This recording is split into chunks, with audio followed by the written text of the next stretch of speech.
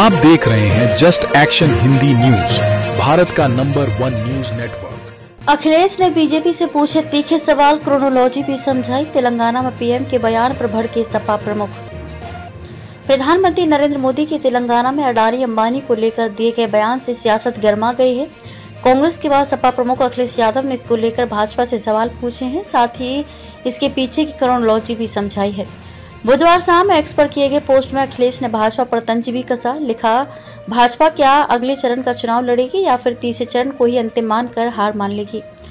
अखिलेश ने अपने पोस्ट में लिखा कि क्रोनोलॉजी समझिए। अपने ही प्रदेश के पुराने साथियों पर अपने प्रदेश में चुनाव संपन्न होने के अगले दिन ही आरोप क्यों लगाए गए। आखिरकार किसान की बोरी से चोरी करने वालों ने बोरी भरे काले धन का आरोप लगाकर खुद ही ये स्वीकार कर लिया है कि देश में काला धन बोरी भर भर कर उपलब्ध है।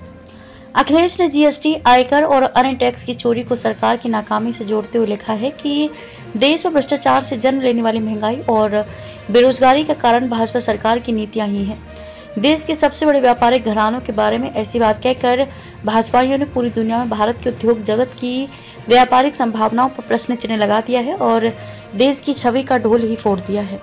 अपने लंबे चौड़े पोस्ट में अखिलेश ने तीखे सवालों को भी उठाया। कहा, जनता पूछ रही है कि अगर आपको ये सब मालूम था तो आपकी एजेंसियां सक्रिय क्यों नहीं हुई। भाजपा सरकार सब कुछ जानते हुए भी क्या सिर्फ इसलिए चुप रही क्योंकि इलेक्टोरल बॉन्ड का टेप उसके मुंह पर लगा हुआ था।